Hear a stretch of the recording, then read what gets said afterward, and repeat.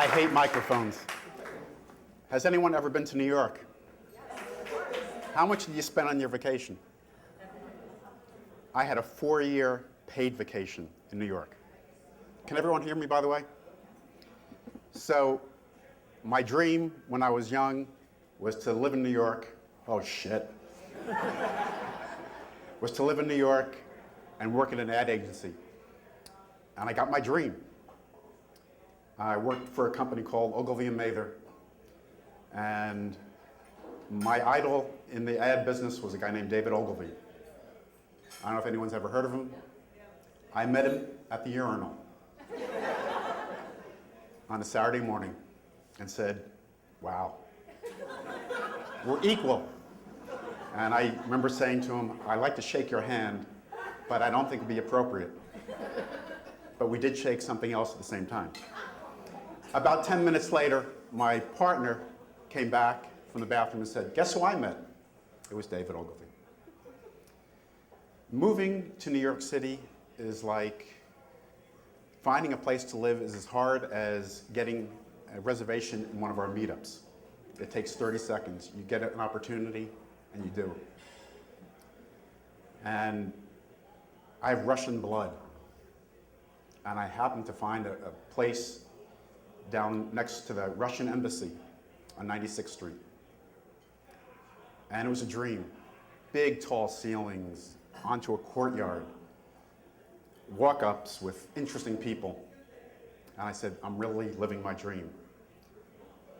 First night, get a knock on the door from a neighbor, and this is a true story.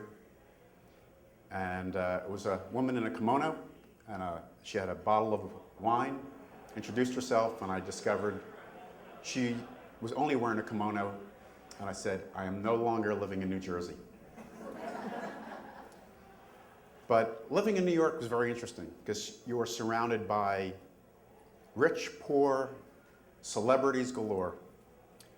And it's interesting to get a sense of what the celebrities feel like when they're real people. Some are shy. Very few actually want to show who they are. Has anyone ever heard of Kareem Abdul-Jabbar? So he's 7'4", a famous basketball player, and Lou Alcindor. And as he walks, he's shy, and he pulls a little cap over his head as if no one would guess who he is. I ran across John Malkovich, and he gave me a look of, if you say hi to me, I'm going to bite your head off. There was Bob Dylan sitting at a bar, and the Muddy Waters was playing, invited him up, and he was so mad that he lost his privacy that he basically said, screw you. He left the town with his Hells Angels buddies, and off they went. There were great characters in New York. There was a guy named the Plastic Man, and he was the most bizarre-looking man you've ever seen.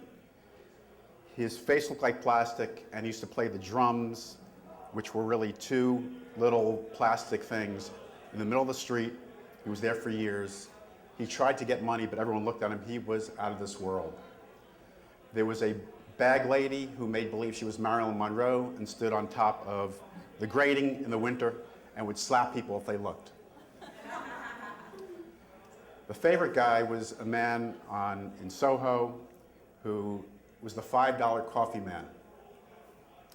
And this is back in the early 80s, and he'd come up and say, $5 for a cup of coffee.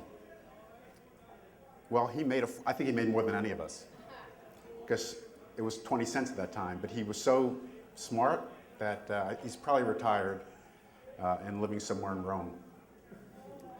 But New York's an interesting place. You get the most beautiful places on earth, Central Park, Fifth Avenue, and it's glorious one day, and the next moment, you're in the New York subway, like a sardine. Mouth to mouth, groin to groin, nose to nose, butt to butt, with anyone. And that's when you hate New York. It's ugly, it's disgusting. But then the next moment, you're in the middle of Central Park, and you hear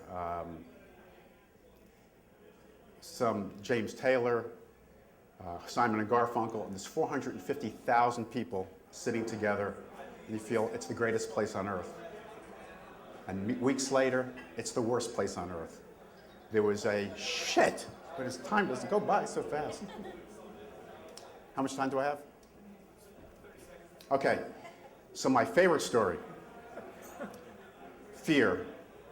I wound up in the middle of Harlem accidentally, not really.